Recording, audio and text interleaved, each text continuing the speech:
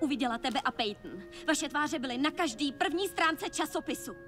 Včera jsem Peyton volala nejméně 100krát a nezvedala to. A když jsem vystoupila z letadla, viděla jsem to ve všech zprávách. Karen. Nic víc mi nedokážeš říct, jen Karen? Já myslel, že nežiješ. Ujišťuju tě, že jsem živá až dost. Jak jsi ji našel? Já ne. Ona našla mě. Poslyš, Karen. Je její máma ještě v Africe.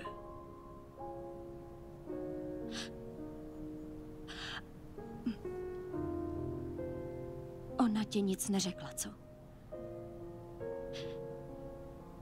Joe, je to už půl roku, co se Sára zabila v autě.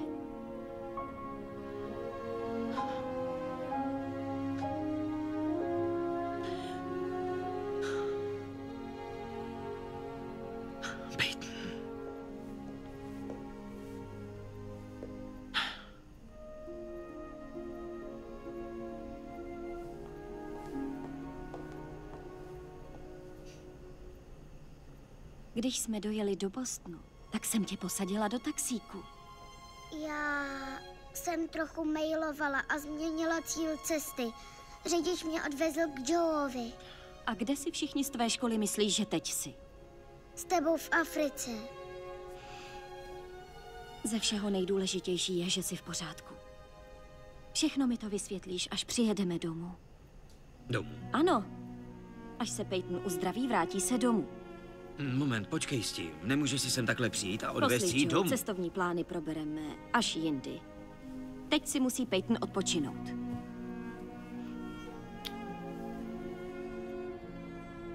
Teď se to ale vůbec nehodí. Je to v naprosto nevhodnou dobu. Co kdybych vám přinesla kávu? Dáte si kávu? Dvojitý hořký latte. Tak jo, dobře. Pí. Ahoj.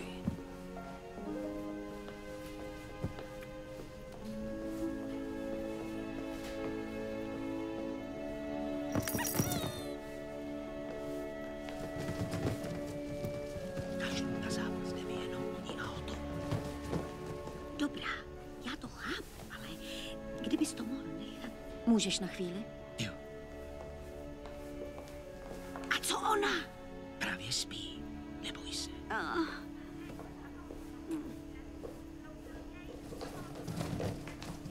Tady. Jo. Zvládne to.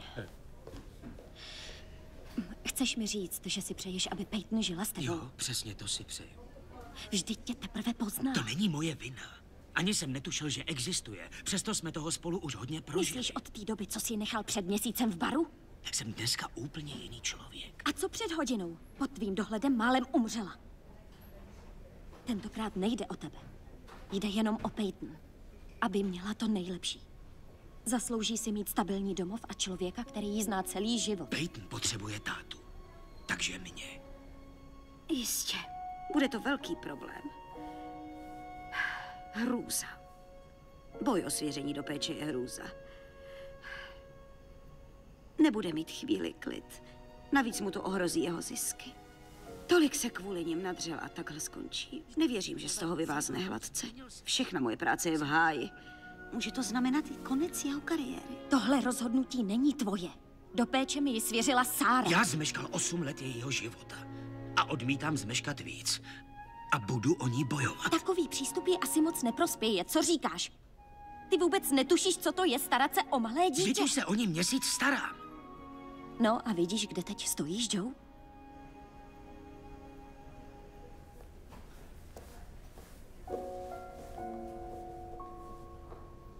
Ahoj, Peyton. Už jsi vzhůru. Jak je ti? Je mi fajn.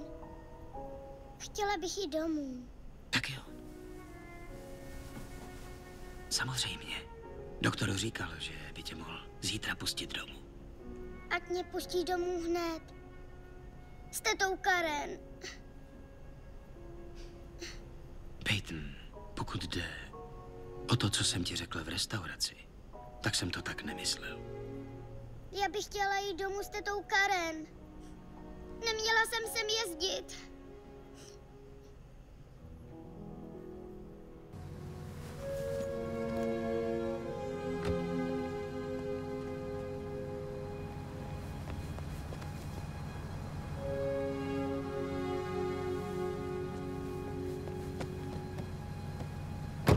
Dejte na ní pozor. Ahoj, víš, kdo v tomhle domě bydlí? Joe Kingman, ten quarterback. To je něco, viď?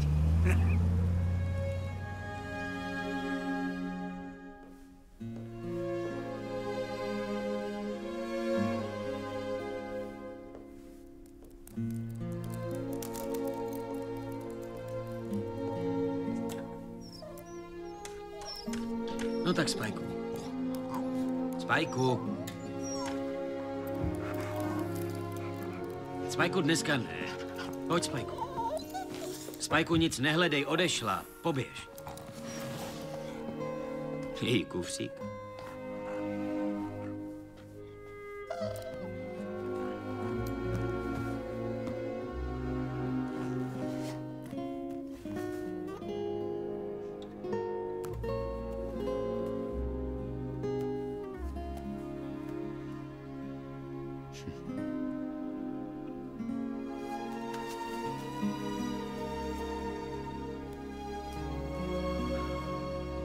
Co nejlepšího tě v životě potkám.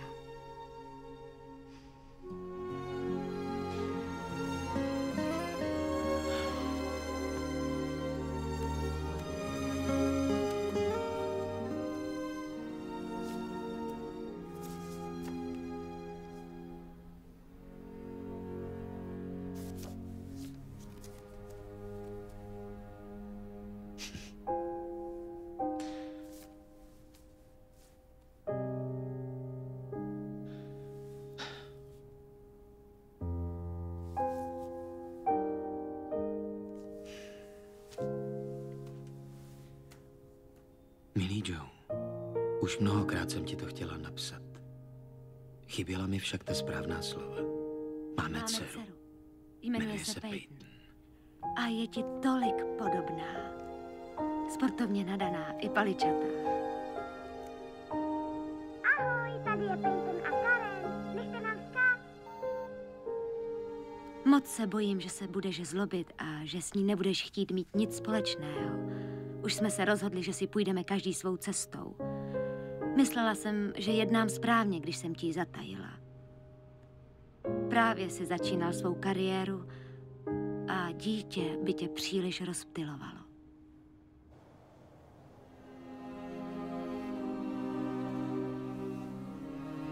Já idiot. Je nekrytý, Joe. Sanders čeká přihrávku.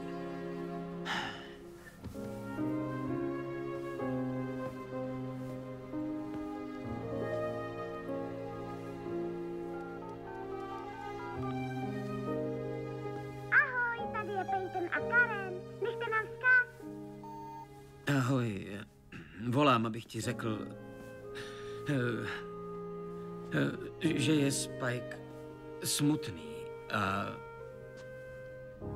moc Spikeovi chybíš. A chybí i někomu jinému. Ahoj. Zrovna jsme mluvili... Nebudu ti lhát. Řekni mi, co mám udělat. Můžeš udělat jedinou věc. Musíš ji ujistit, že ji máš rád. A že se na tom nikdy nic nezmění. Pak, až bude chtít, zase tě najde. Chtěl bych ti poděkovat. Ne, za co? Za to, že schytil všechno, co jsem po tobě kdy hodil. Od toho máš přátele. Tak jo, jdeme na ně! Zdravím vás. Ahoj, Joe! Prosím, můžete nám povědět na Počkejte chvíli. Joe, můžeme s vámi mluvit. Povídá se, že u sebe nemáte svoji malou dceru. Budete se moc lépe soustředit na hru a na míč, když vás nezatěžuje 8leté dítě? Není to zátěž. Je má dcera. Moc rád bych ji tu měl, kdyby to mělo znamenat, že už si nikdy nezahraju. Nemám nic raději než svou dceru. Nic.